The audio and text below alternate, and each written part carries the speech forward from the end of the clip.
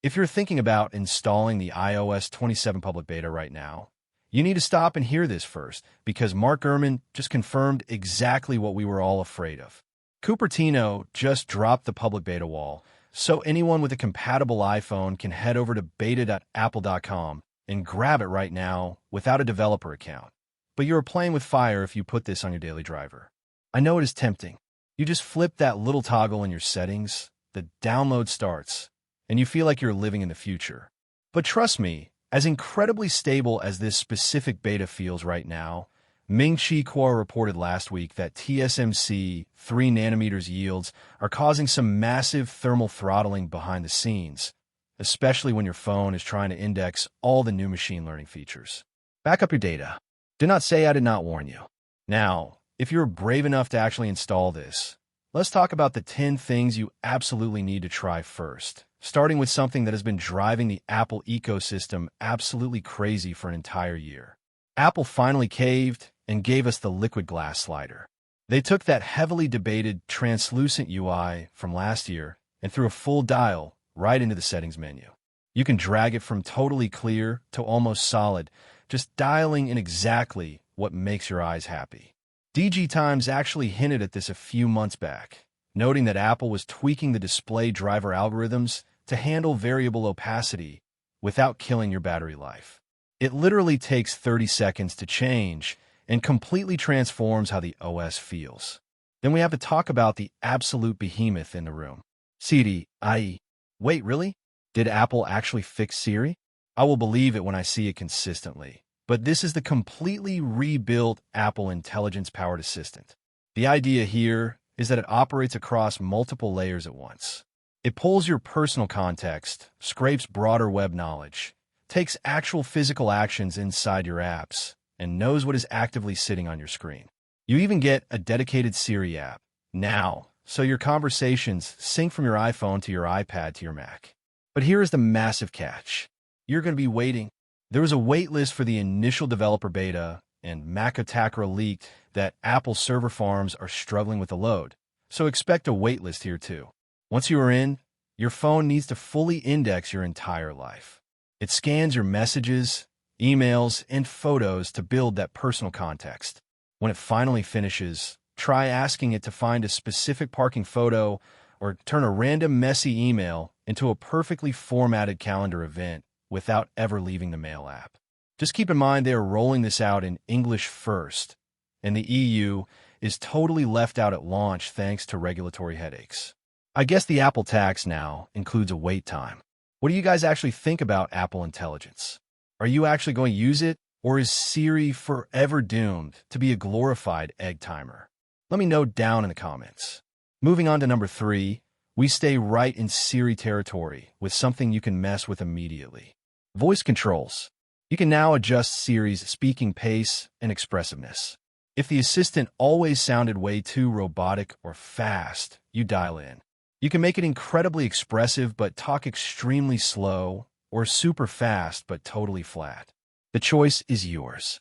However, Shrimp Apple Pro nailed this leak a while ago. This feature is heavily locked down to the newest Pro Silicon. You literally need the iPhone 17 Pro, Pro Max, or the new iPhone Air to make this work. It relies on the upgraded neural engine to process the vocal modulations on device. Number 4 is Image Playground, and wow, it got a massive overhaul. If you ignored it last time because the generated images looked stiff or honestly just terrible, you need to open it back up. Throw a crazy prompt at it. The quality jump is wild. The LEC recently reported that Apple sourced a completely new batch of high-speed memory modules just to handle these on-device generative tasks. It is actually a lot of fun to just sit and mess around with it. Keep in mind, though, if you are paying for the higher iCloud Plus tiers, you actually get increased daily usage limits, so they're silently monetizing the generative caps. Next up, natural language processing in reminders and calendars.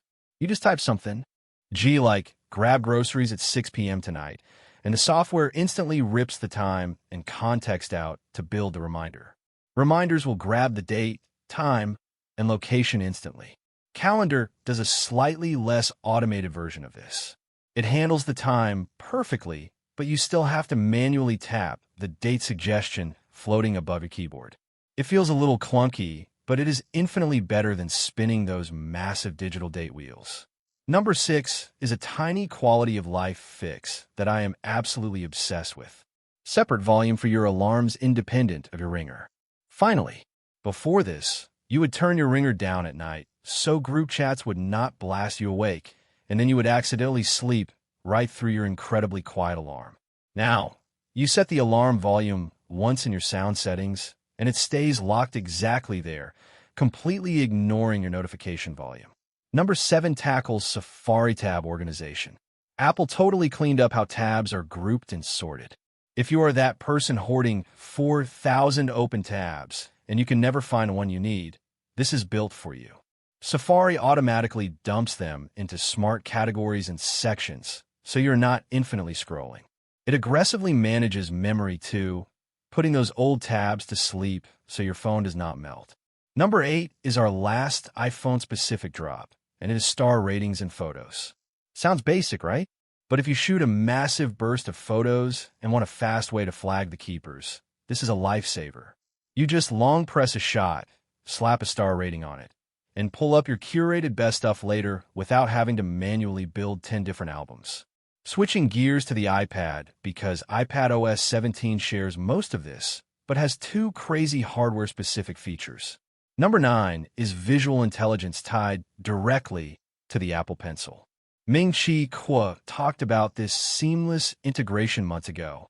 Instead of just tapping your screen like on the iPhone, you take a screenshot on the iPad and physically circle the item you're curious about with the pencil.